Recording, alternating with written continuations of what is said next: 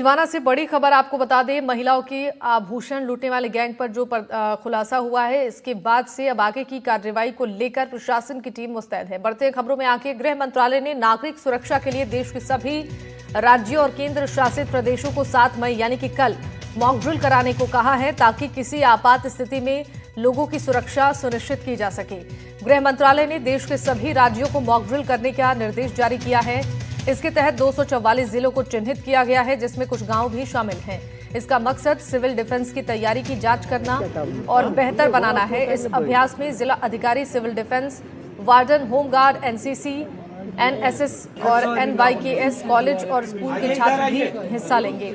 इससे पहले 1971 में यानी कि 54 साल पहले मॉक ड्रिल किया गया था। दिल्ली में प्रधानमंत्री आवास पर राष्ट्रीय सुरक्षा सलाहकार अजीत डोभाल और प्रधानमंत्री मोदी की बैठक हुई। इन दोनों की बैठक करीब 40 मिनट तक चली। कल के मॉक ड्रिल को लेकर केंद्रीय गृह मंत्रालय की बड़ी बैठक हुई, जिसमें वहां की तैयारियों का जायजा लिया गया। अभी ये बोर्ड्स में सारे कैमरा मैन ये वॉक थ्रू कर रहे हैं इसमें, इसीलिए मैं शॉट नहीं बना रहा हूँ यार। क्या काम पहलगाम आतंकी हमले के बाद बीकानेर समेत पूरे देश में 7 मई को एक ऐतिहासिक कदम उठाया जाएगा। 54 साल के बाद देश भर में एक बार फिर से सिविल डिफेंस मॉक ड्रिल का आयोजन किया गया है और गृह मंत्रालय के निर्देशों पर यह मॉक ड्रिल 7 मई को आयोजित होगी, जिसमें हवाई हमले की चेतावनी देने वाले सायरन बजाए जाएंगे। मॉक ड्रिल के जरिए लोगों को युद्ध के दौरान खुद को बचाने के लिए ट्रेनिंग दी जाएगी। इसके साथ ही आपातकालीन सायरन भी बजाया जाएगा। बीकानेर संभाग में भी प्रशासन पूरी तरह से तैयार है। इसी के तहत जिला कलेक्टर नम्रता वृष्णि और एसपी कावेंद्र सिंह सागर ने जिले में लगे सभी सायरनों का निरीक्षण कर मौके का जायजा लिया।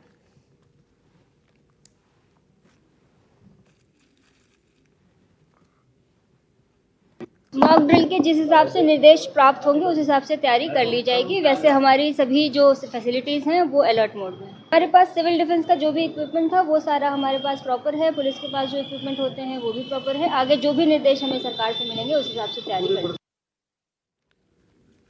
और जम्मू कश्मीर के पहलगाम में हुए आतंकी हमले के बाद भारत और पाकिस्तान के बीच इन दिनों तनाव की स्थिति है। भारत सरकार के गृह मंत्रालय के निर्देश पर 7 मई को देश भर की विभिन्न प्रदेशों और केंद्र शासित प्रदेशों में मॉक ड्रिल का आयोजन किया जाएगा। जोधपुर में भी होने वाली मॉक ड्रिल की तैयारियां शुरू हो गई हैं। नागरिकों को युद्ध के दौरान खुद को बचाने के लिए ट्रेनिंग दी जाएगी। इसके साथ ही आपातकालीन सायरन भी बजाया जाएगा। सामरिक दृष्टि से भी जोधपुर महत्वपूर्ण जिला है और जिला कलेक्टर ने मॉक ड्रिल से संबंधित सभी विभागों की बैठक ली है।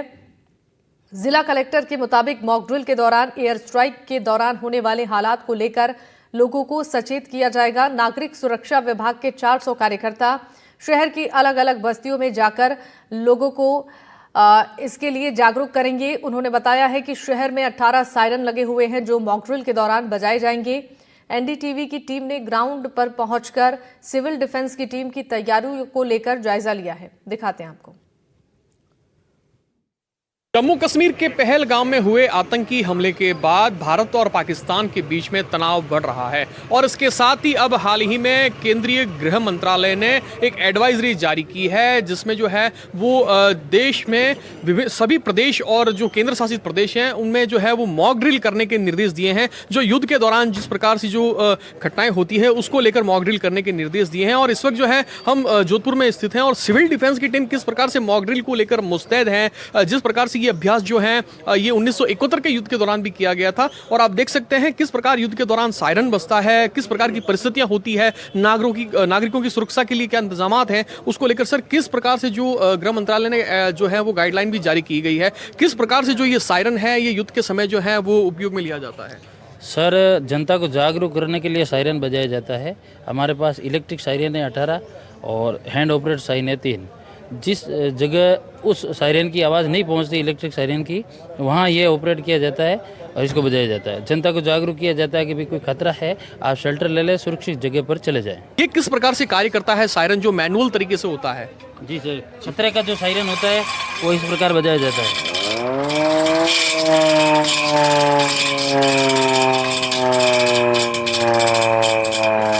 आप देख सकते हैं किस प्रकार से जो खतरे का जो सायरन होता है वो किस प्रकार से बजता है, जिससे जो है वो जनता को जो है अलर्ट किया जा सके। जो युद्ध के दौरान जो परिस्थितियां होती है उससे नागरिकों को जो है इन सायरन के जरिए जो है वो अलर्ट किया जाता है। सर किस मैं ये भी जानना चाहूँगा किस प्रकार की तैयारियां हैं, क्योंकि कल 7 मई को है जो देश भर में जो है इसको लेकर मॉक ड्रिल की जाएगी। सिविल डिफेंस की जो है तैयारियां कैसी है और किस प्रकार की है? सर सिविल डिफेंस की तैयारियां पूरी जोरों शोरों से है। हमारी टीम 24 घंटे तैयार रहती है, 24 घंटे में 24 घंटे वॉलंटियर लगे रहते हैं। ठीक है सर, और किसी भी वक्त अगर ऐसी परिस्थिति आती है तो हमारी सिविल डिफेंस की वॉलंटियर जो 24 घंटे तत्पर रहते हैं। सर बिल्कुल सर, आपसे भी जानना चाहेंगे जोधपुर में जो है, क्योंकि सामरिक दृष्टि से काफ़ी महत्वपूर्ण जो है वो जिला है, कहीं मुख्यालय यहाँ पे है, चाहे सेना का हो, सीमा सुरक्षा बल का हो या एयरबेस यहाँ पर स्थित है, तो उस दृष्टि से कितने जो है वो सायरन यहाँ पे जो इलेक्ट्रिक सायरन जो है वो जोधपुर में लगे हैं? जी सर, हमारे जोधपुर के अंदर जो 18 इलेक्ट्रिक सायरन जो लगे हुए हैं, जो भी एकदम चालू कंडीशन में है, तैयार हैं, और 3 जो है ये हैंडमेडेड होते हैं, जो भी जहाँ भी उन सायरनों की वॉइस नहीं जाती है वहाँ पे इन्हें ले जाके बजाया जाता है, लोगों को जागरूक किया जाता है। और जो सायरन इलेक्ट्रिक लगे हुए हैं उनकी एक सायरन की जो वॉइस रेंज रहती है वो 3 से 4 किलोमीटर तक की रहती है। बिल्कुल सर, मैं आपसे ये जानना चाहूँगा किस प्रकार से जो है इस इक्विपमेंट का उपयोग किया जाता है आपातकालीन स्थिति में? इससे क्या है कि हम लोगों को जागरूक करते हैं इससे बोल के, और अगर कुछ इंसिडेंट हो जाता है तो उसको भीड़ को हटाने के लिए या फिर लोगों को जागरूक करने के लिए काम में लेते हैं। बिल्कुल सर, आपसे जानना चाहूँगा किस प्रकार से जो है सायरन की जो आवाज़ है आपात स्थिति या अगर युद्ध की स्थिति होती है तो किस प्रकार की आवाज़ जो है वो इस सायरन में दी जाती है? सर इसमें रुक रुक के दी जाती है जो आवाज़, उसमें इमरजेंसी के लिए होती है, और क्लियर सायरन जो बजता है वो कंटिन्यू बजता है, जिससे लोगों को मालूम पड़ जाता है भाई अभी खतरा टल चुका है। तो देख सकते हैं आप किस प्रकार से पूरी जो सिविल डिफेंस की जो टीम है, मेरे सहयोगी आपको दिखाएंगे किस प्रकार से जो ये मैनुअल सायरन है और इसके साथ ही पूरी तरह से जो है वो मॉक ड्रिल को लेकर जो है वो मुस्तैदगी के साथ में सिविल डिफेंस की टीम जुटी हुई है। जहां जो गृह मंत्रालय, केंद्रीय गृह मंत्रालय की जो गाइडलाइन है, जिस प्रकार से देश भर के विभिन्न प्रदेशों में और जो केंद्र शासित प्रदेशों में जो मॉक ड्रिल की जाएगी उसको लेकर सिविल डिफेंस की टीम पूरी मुस्तैद है, क्योंकि जोधपुर जो है वो सामरिक दृष्टि से भी काफी महत्वपूर्ण जिला है। जोधपुर से NDTV के लिए मुकुल परिहार। जो मॉक ड्रिल होती है ये एक प्रिपरेटरी एक्सरसाइज होती है। इसका मतलब ये कतई नहीं है कि अपने को कोई पैनिक होना है या कुछ होना है, लेकिन ये प्रिपरेटरी एक्सरसाइज होती है, जिसका अर्थ ये है कि यदि इन केस कभी अपने को इस तरह के सायरन, एयर सायरन या एयर रेड्स होती हैं, कोई एयर सायरन सुनाई देते हैं, तो अपने परिवार की, अपने आसपास वालों की जान की रक्षा किस प्रकार से करनी है। तो इस मॉक ड्रिल को पूरी गंभीरता से लें तथा जो सरकारी एजेंसीज हैं उनके साथ में कोऑपरेट करें। केंद्रीय गृह मंत्रालय के निर्देश के बाद राजस्थान के 28 शहरों में भी युद्ध के हालात से बचने के लिए कल मॉक ड्रिल होगी। सिविल डिफेंस की टीमों ने मंगलवार से इस एक्सरसाइज की तैयारियां शुरू कर दी हैं। वहीं सरहदी इलाकों में रहने वाले लोगों का कहना है कि ऐसी तैयारियां आखिरी बार साल 1971 में देखी गई। सुनिए जैसलमेर के इस शख्स ने क्या कहा है। सर मुश्किल तो आ रही है, और पहलगांव में जैसे मान लो अपना बंदे भी 27 आदमी बड़ा नुकसान भी किया है पाकिस्तान वालों ने, आतंकवादियों ने। तो अपन मैं उनसे निदा करता हूं कि अपन उनको जवाब देंगे, और मैं जैसे लड़ाई हुई तो हम BSF के लिए, जवानों के लिए साथ राशन पानी पहुंचाने के लिए, और हम भी लड़ने के लिए तैयार हैं। अभी जैसे मान लो हमने 1 तारीख से हमारा मान लो भेड़ बकरी का टैंकर रोक दिया है BSF ने, तो बोला कि आप पीछे कर लो, खराब है, अगला बॉर्डर में अपना आतंकवादी आ जाएंगे। तो हमने भी पीछे कर लिया बकरी। तो मान लो यहाँ पे चराने के लिए घास भी नहीं है अब नजदीक, तो बकरियां यही भी मर रही है। अब क्या घास भी नजदीक है नहीं, बॉर्डर के पास घास भी है। तो मैं इनसे रिक्वेस्ट यही कर रहा हूँ कलेक्टर साहब से और जवान BSF से, CO साहब से, हमारा अनुमति दो 5-7 किलोमीटर तो भेड़ बकरी हम चरा सकें। पाकिस्तान से तनाव के बीच जैसलमेर में स्थानीय पुलिस पूरी तरह से मुस्तैद है। सुनिए जैसलमेर के पुलिस अधीक्षक सुधीर चौधरी ने क्या कहा है। देखिए, इस सिचुएशन को देखते हुए स्पाई कॉल्स में बढ़ोतरी हुई है, और पहले ही मैंने और कलेक्टर साहब ने इसके बारे में डिटेल मीटिंग ले ली थी, सभी अधिकारियों को सजग कर दिया था। इस तरह की कॉल्स में जनरली जो भी कॉलर है वो अपने आप को कोई न कोई आर्मी का या किसी और इंस्टीट्यूशन का अधिकारी बताकर, कोई इमरजेंसी सिचुएशन बता करके इन्फॉर्मेशन लेने का प्रयास करता है। तो इस संदर्भ में जैसलमेर जिले के सभी अधिकारी सजग हैं। आपके चैनल के माध्यम से मैं आम जनता को भी रिक्वेस्ट करना चाहूँगा, अगर कोई व्यक्ति आपके स्पेशली जो लोग डिफेंस एस्टैब्लिशमेंट या कोई क्रिटिकल इंफ्रास्ट्रक्चर के आसपास रहते हैं, कोई इन्फॉर्मेशन लेना चाहे, कुछ और अधिकारी बनकर के आपसे बात करना चाहे, तो कोई भी इन्फॉर्मेशन डाइवर्ज ना करें और पुलिस को सूचना दें। पहलगाम हमले को लेकर अब जवाहर सिंह बेढ़म का बयान सामने आया है। उनका कहना है कि इसका बदला लिया जाएगा। राजस्थान को लेकर उन्होंने कहा, सीमावर्ती प्रदेश होने के नाते लगातार मॉनिटरिंग की जा रही है।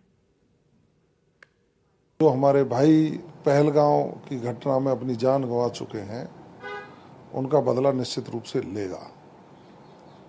जहां तक राजस्थान का विषय है, राजस्थान की आंतरिक सुरक्षा मजबूत रहे।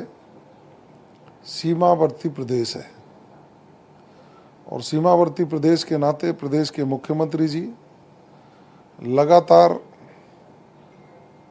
मॉनिटरिंग कर रहे हैं कि किसी भी प्रकार की कोई भी गड़बड़ ना हो। इसके लिए हमारी आंतरिक सुरक्षा मजबूत है